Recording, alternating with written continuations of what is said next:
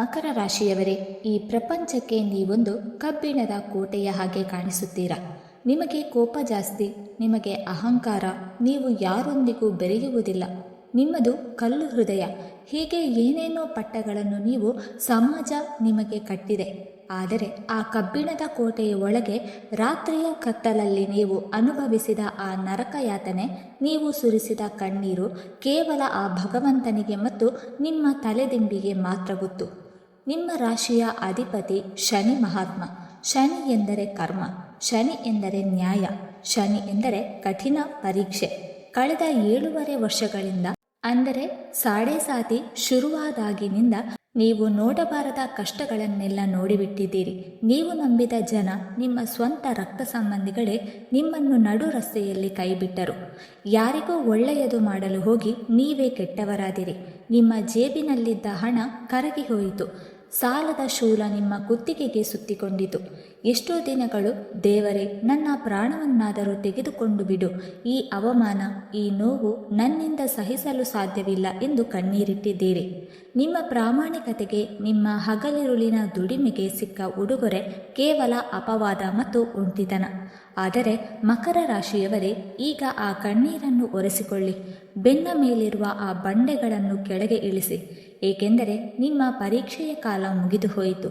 ಶನಿದೇವ ನಿಮ್ಮನ್ನು ಶಿಕ್ಷಿಸಲು ಈ ಕಷ್ಟಗಳನ್ನು ಕೊಟ್ಟಿರಲಿಲ್ಲ. ನಿಮ್ಮನ್ನು ಜಗತ್ತಿನ ಅತಿ ಶಕ್ತಿಶಾಲಿ ವ್ಯಕ್ತಿಯನ್ನಾಗಿ ರೂಪಿಸಲು, ಬೆಂಕಿಯಲ್ಲಿ ಸುಟ್ಟು ಅಪ್ಪಟ ಚಿನ್ನವನ್ನಾಗಿ ಮಾಡಲು ಈ ಪರೀಕ್ಷೆ ಕೊಟ್ಟಿದ್ದ. ಆ ಪರೀಕ್ಷೆಯಲ್ಲಿ ನೀವೀಗ ಗೆದ್ದಿದ್ದೀರಿ. ಈ ಬರುವ ಯುಗಾದಿ ಹಬ್ಬ ಮಕರ ರಾಶಿಯವರ ಪಾಲಿಗೆ ಕೇವಲ ಒಂದು ಹಬ್ಬವಲ್ಲ, ಇದು ನಿಮ್ಮ ಪುನರ್ಜನ್ಮ. ಹೌದು, ಇದು ನಿಮ್ಮ ಬದುಕಿನ ಬಂಗಾರ ಅಧ್ಯಾಯದ ಮುನ್ನುಡಿ. ಇಷ್ಟು ದಿನ ಯಾವ ಗ್ರಹಗಳು ನಿಮ್ಮನ್ನು ತುಳಿದಿದ್ದವು, ಅದೇ ಗ್ರಹಗಳು ಈಗ ನಿಮಗೆ ಕೆಂಪು ರತ್ನಗಂಬಳಿಯನ್ನು ಹಾಸಿ ಸ್ವಾಗತಿಸುತ್ತಿದೆ. ಹಾಗಾದರೆ ಈ ಯುಗಾದಿಯ ನಂತರ ನಿಮ್ಮ ಬದುಕಿನಲ್ಲಿ ಆಗುವ ಆ ಕ್ರಾಂತಿಕಾರಿ ಬದಲಾವಣೆಗಳೇನು? ಮೊದಲನೆಯದಾಗಿ ನಿಮ್ಮ ಹಣಕಾಸು ಮತ್ತು ವೃತ್ತಿ ಜೀವನ. ಮಕರ ರಾಶಿಯವರು ಹುಟ್ಟಿರೋದೇ ಆಳುವುದಕ್ಕೆ. ನೀವು ಕೆಲಸದ ರಾಕ್ಷಸರು. ಆದರೆ ಇಷ್ಟು ದಿನ ನೀವು ಹಗಲು ರಾತ್ರಿ ದುಡಿದರೂ ಅದರ ಪ್ರತಿಫಲ ಮಾತ್ರ ಶೂನ್ಯವಾಗಿತ್ತು. ಪ್ರಮೋಷನ್ ಬೇರೆಯವರಿಗೆ, ದುಡ್ಡು ಬೇರೆಯವರಿಗೆ, ಕೇವಲ ಕಷ್ಟ ಮಾತ್ರ ನಿಮಗೆ.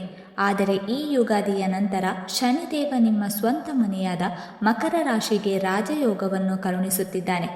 ನಿಮ್ಮ ತಡೆ ಹಿಡಿಯಲ್ಪಟ್ಟಿದ್ದ ಹಣಕಾಸು, ಬ್ಲಾಕ್ ಆಗಿದ್ದ ಪ್ರಾಜೆಕ್ಟ್ಗಳು ಇದ್ದಕ್ಕಿದ್ದಂತೆ ಶುರುವಾಗುತ್ತದೆ. ನೀವು ಕೆಲಸ ಮಾಡುವ ಕಡೆ ನಿಮ್ಮ ಮಾತೆ ಶಾಸನವಾಗುತ್ತದೆ. ಶತ್ರುಗಳು ನಿಮ್ಮ ಜಾಣ್ಮೆ ಮತ್ತು ನಾಯಕತ್ವವನ್ನು ಕಂಡು ಬೆರಗಾಗುತ್ತಾರೆ. ವ್ಯಾಪಾರದಲ್ಲಿ ನಷ್ಟ ಅನುಭವಿಸಿ ಅಂಗಡಿ ಮುಚ್ಚುವ ಹಂತಕ್ಕೆ ಹೋಗಿದ್ದ ಮಕರ ರಾಶಿಯವರಿಗೆ ಈ ವರ್ಷ ಒಂದು ಅದ್ಭುತವಾದ ತಿರುವು ಕಾದಿದೆ. ಸಾಲದ ಬಾಧೆಯಿಂದ ಮುಕ್ತಿ ಸಿಗುತ್ತದೆ. ಕೇವಲ ಸಾಲ ತೀರಿಸುವುದು ಮಾತ್ರವಲ್ಲ, ನಿಮ್ಮ ಬ್ಯಾಂಕ್ ಬ್ಯಾಲೆನ್ಸ್ ನಿಮ್ಮನ್ನೇ ಆಶ್ಚರ್ಯಪಡಿಸುವಷ್ಟು ಬೆಳೆಯುತ್ತದೆ. ಸ್ವಂತ ಮನೆ, ಜಮೀನು ಅಥವಾ ಪ್ರಾಪರ್ಟಿ ಖರೀದಿಸಬೇಕು ಎಂಬ ನಿಮ್ಮ ಬಹುಕಾಲದ ಕನಸು ಈ ವರ್ಷ 100ಕ್ಕೆ 100 ನನಸಾಗಲಿದೆ. ಮಣ್ಣು ಮುಟ್ಟಿದರೂ ಅದು ಚಿನ್ನವಾಗುವ ಕಾಲ ನಿಮ್ಮದಾಗುತ್ತಿದೆ. ಎರಡನೆಯದಾಗಿ ನಿಮ್ಮ ಸಂಬಂಧಗಳು ಮತ್ತು ಶತ್ರುಗಳ ನಾಶ. ಮಕರ ರಾಶಿಯವರೇ, ಇಷ್ಟು ದಿನ ನೀವು ಯಾರನ್ನೇ ನಂಬಿದರೂ ಅಲ್ಲಿ ನಿಮಗೆ ಸಿಕ್ಕಿದ್ದು ಮೋಸ ಮಾತ್ರ. ನಿಮ್ಮ ಬೆನ್ನ ಹಿಂದೆ ಚಾಡಿ ಹೇಳುವವರು, ನಿಮ್ಮ ಏಳಿಗೆಯನ್ನು ಕಂಡು ಹೊಟ್ಟೆ ಕಿಚ್ಚು ಪಡುವವರು ಬಹಳ ಜನ ಇದ್ದರು. ಆದರೆ ಈ ಯುಗಾದಿಯ ನಂತರ ಒಂದು ವಿಚಿತ್ರವಾದ ಘಟನೆ ನಡೆಯುತ್ತದೆ. ಯಾರು ನಿಮ್ಮನ್ನು ಬಿಟ್ಟು ಹೋದರೂ, ಯಾರು ನಿಮ್ಮನ್ನು ಕೀಳಾಗಿ ಕಂಡರೂ ಅವರೆಲ್ಲರೂ ನಿಮ್ಮ ಯಶಸ್ಸನ್ನು ನೋಡಿ ನಿಮ್ಮ ಕಾಲಬುಡಕ್ಕೆ ಬರುತ್ತಾರೆ. ಆದರೆ ನೆನಪಿರಲಿ, ಮಕರ ರಾಶಿಯವರ ಮನಸ್ಸಿನಿಂದ ಒಮ್ಮೆ ಒಬ್ಬ ವ್ಯಕ್ತಿ ಕೆಳಗಿಳಿದರೆ ಆತ ಮತ್ತೆಂದೂ ಆ ಜಾಗವನ್ನು ಪಡೆಯಲು ಸಾಧ್ಯವಿಲ್ಲ. ನಿಮ್ಮ ಆ ಕಠೋರ ನಿರ್ಧಾರವೇ ಈಗ ನಿಮ್ಮ ಶ್ರೀರಕ್ಷೆಯಾಗಲಿದೆ. ನಿಮ್ಮ ಜೀವನದಿಂದ ಫೇಕ್ ಜನ, ನಕಲಿ ಸಂಬಂಧಗಳು ತಾವಾಗಿಯೇ ಕಳಚಿ ಬೀಳುತ್ತದೆ. ಕುಟುಂಬದಲ್ಲಿದ್ದ ಗೊಂದಲಗಳು ಬಗೆಹರಿದು ನಿಮ್ಮ ಮಾತಿಗೆ ಮನೆಯಲ್ಲಿ ಬೆಲೆ ಬರುತ್ತದೆ. ಮದುವೆಗಾಗಿ ಕಾಯುತ್ತಿರುವ ಒಂಟಿ ಜೀವಗಳಿಗೆ ನಿಮ್ಮ ಮೌನವನ್ನು, ನಿಮ್ಮ ಕೋಪದ ಹಿಂದಿರುವ ಆ ಮುಗ್ಧ ಪ್ರೀತಿಯನ್ನು ಅರ್ಥ ಮಾಡಿಕೊಳ್ಳುವ ಅದ್ಭುತವಾದ ಜೀವನ ಸಂಗಾತಿ ಈ ವರ್ಷ ಸಿಗಲಿದ್ದಾರೆ. ನಿಮ್ಮ ಪ್ರೀತಿಯನ್ನು ಜಗತ್ತು ಗುರುತಿಸುವ ಕಾಲವಿದು. ಎರಡನೆಯದಾಗಿ ನಿಮ್ಮ ಆರೋಗ್ಯ ಮತ್ತು ಮಾನಸಿಕ ನೆಮ್ಮದಿ. ಸಾಡೆಸಾತಿಯ ಪ್ರಭಾವದಿಂದಾಗಿ ನಿಮ್ಮ ದೇಹ ಅಕ್ಷರಶಃ ಜರ್ಜರಿತವಾಗಿತ್ತು. ಮಂಡಿ ನೋವು, ಸೊಂಟ ನೋವು, ನಿದ್ರಾಹೀನತೆ ಮತ್ತು ಸದಾಕಾಲ ಏನೋ ಒಂದು ಆತಂಕ ನಿಮ್ಮನ್ನು ಕಾಡುತ್ತಿತ್ತು. ಆದರೆ ಈ ವರ್ಷದಲ್ಲಿ ನಿಮ್ಮ ಆರೋಗ್ಯದಲ್ಲಿ ಒಂದು ಅದ್ಭುತವಾದ ಚೇತರಿಕೆ ಕಂಡುಬರುತ್ತದೆ. ಆ ಹಳೆಯ ಮಾನಸಿಕ ಖಿನ್ನತೆ, ಆತಂಕ ಎಲ್ಲವೂ ಮಾಯವಾಗಿ ಬೆಳಗ್ಗೆ ಎದ್ದ ತಕ್ಷಣ ಒಂದು ಹೊಸ ಚೈತನ್ಯ ನಿಮ್ಮ ನರಗಳಲ್ಲೂ ಸಂಚರಿಸುತ್ತದೆ. ನಿಮ್ಮ ಮುಖದಲ್ಲಿ ಇಷ್ಟು ದಿನ ಕಳೆದು ಹೋಗಿದ್ದ ಆ ಕಾಂತಿ ಮತ್ತೆ ಮರಳಿ ಬರುತ್ತದೆ. ಆದರೆ ಮಕರ ರಾಶಿಯವರೇ, ನೀವು ಒಂದೆರಡು ವಿಚಾರದಲ್ಲಿ ಅತ್ಯಂತ ಎಚ್ಚರಿಕೆಯಿಂದ ಇರಲೇಬೇಕು. ನಿಮಗೆ ಕೋಪ ಬಂದರೆ ನೀವು ಎದುರಿಗಿರುವವರು ಯಾರು ಎಂಬುದನ್ನು ನೋಡುವುದಿಲ್ಲ. ಆ ಕೋಪದಲ್ಲಿ ನೀವು ಆಡುವ ಮಾತುಗಳು ನಿಮಗೆ ಮುಳುವಾಗಬಹುದು. ಶನಿದೇವನಿಗೆ ಅಹಂಕಾರ ಕಂಡರೆ ಆಗುವುದಿಲ್ಲ. ಆದ್ದರಿಂದ ನಿಮಗೆ ಎಷ್ಟೇ ಹಣ ಬರಲಿ, ಎಷ್ಟೇ ಅಧಿಕಾರ ಬರಲಿ, ನಿಮ್ಮ ಕಾಲುಗಳು ಸದಾ ನೆಲದ ಮೇಲಿರಲಿ. ನಿಮ್ಮ ಬಳಿ ಸಹಾಯ ಕೇಳಿ ಬರುವ ಬಡವರಿಗೆ, ಕಾರ್ಮಿಕರಿಗೆ ನಿಮ್ಮ ಕೈಲಾದ ಸಹಾಯ ಮಾಡಿ. ಯಾರನ್ನು ಕೀಳಾಗಿ ಕಾಣಬೇಡಿ. ನಿಮ್ಮ ತಾಳ್ಮೆ ಮತ್ತು ನಿಮ್ಮ ವಿನಯವೇ ನಿಮ್ಮನ್ನು ಪ್ರಪಂಚದ ಅತಿ ಎತ್ತರದ ಶಿಖರಕ್ಕೆ ಕೊಂಡೊಯ್ಯುತ್ತದೆ. ಹಾಗಾದರೆ ಈ ಯುಗಾದಿಯ ಪವಿತ್ರ ದಿನದಂದು ನೀವು ಮಾಡಬೇಕಾದ ಆ ರಹಸ್ಯ ಮತ್ತು ಶಕ್ತಿಶಾಲಿ ಪರಿಹಾರವೇನು? ಈ ಪರಿಹಾರವನ್ನು ನೀವು ಶ್ರದ್ಧೆಯಿಂದ ಮಾಡಿದರೆ ನಿಮ್ಮ ದಾರಿಯಲ್ಲಿರುವ ಕಡೆಯ ಅಡೆತಡೆಗಳು ಭಸ್ಮವಾಗುತ್ತದೆ. ಯುಗಾದಿ ಹಬ್ಬದ ದಿನ ಬೆಳಗ್ಗೆ ಬೇಗ ಎದ್ದು ಶುಚಿಯಾಗಿ ಒಂದು ಕಪ್ಪು ಬಟ್ಟೆಯನ್ನು ತೆಗೆದುಕೊಳ್ಳಿ. ಅದರಲ್ಲಿ ಒಂದು ಹಿಡಿ ಕಪ್ಪು ಎಳ್ಳು, ಸ್ವಲ್ಪ ಹಳೆಯ ಬೆಲ್ಲ ಮತ್ತು ಒಂದು ನಾಣ್ಯವನ್ನು ಇಟ್ಟು ಗಂಟು ಕಟ್ಟಿ ಆ ಗಂಟನ್ನು ನಿಮ್ಮ ತಲೆಯ ಸುತ್ತ 3 ಬಾರಿ ನಿವಾರಿಸಿಕೊಳ್ಳಿ. ನಂತರ ಆ ಗಂಟನ್ನು ತೆಗೆದುಕೊಂಡು ಹೋಗಿ ಹತ್ತಿರದ ಯಾವುದಾದರೂ ಅರಳಿ ಮರದ ಬುಡದಲ್ಲಿ ಇಟ್ಟು ಬನ್ನಿ, ಅಥವಾ ಹರಿಯುವ ನೀರಿಗೆ ಬಿಡಿ. ಬಿಡುವಾಗ ಮನಸ್ಸಿನಲ್ಲಿ, ಹೇ ಶನಿದೇವ, ಇಷ್ಟು ದಿನ ನಾನು ಮಾಡಿದ ಕರ್ಮಗಳಿಗೆ, ಪಾಪಗಳಿಗೆ ಕ್ಷಮೆ ಇರಲಿ. ನನ್ನ ಕಷ್ಟಗಳನ್ನು ಈ ಎಳ್ಳು ಬೆಲ್ಲದ ಜೊತೆ ತೆಗೆದುಕೊಂಡು ನನಗೆ ಹೊಸ ಬದುಕನ್ನು, ನೆಮ್ಮದಿಯನ್ನು ಕರುಣಿಸು ಎಂದು ಪ್ರಾರ್ಥನೆ ಮಾಡಿ.